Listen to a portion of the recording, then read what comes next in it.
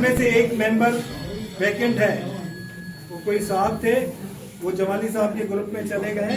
अभी तक उसको हमने इंडक्ट नहीं किया। आई डोंट नो मैं करूँगा या ना करूँ, लेकिन अभी तक वो वैकेंट है। चले जी।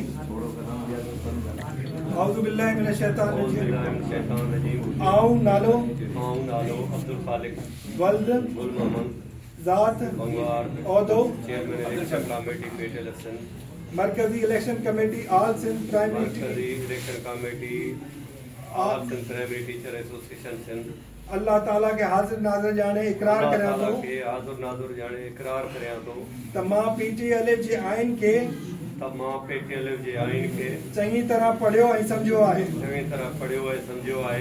मां हलफ़ खणी चवां थो त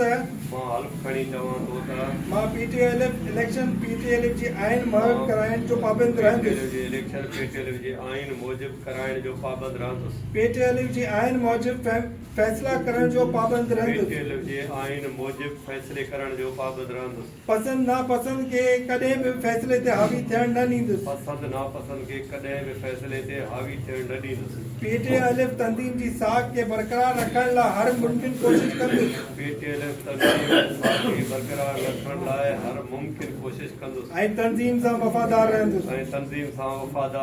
दुआ आहे त रब पाक सदके पंहिंजे महबूब हज़रत मोहम्मद सल्लल्लाहु अलैहि वसल्लम जे मूंखे हलफ़ ते अमल करण जी तौफ़ीक़ अता फरमाए। आमीन। मुबारक साईं, मुबारक मुबारक साईं।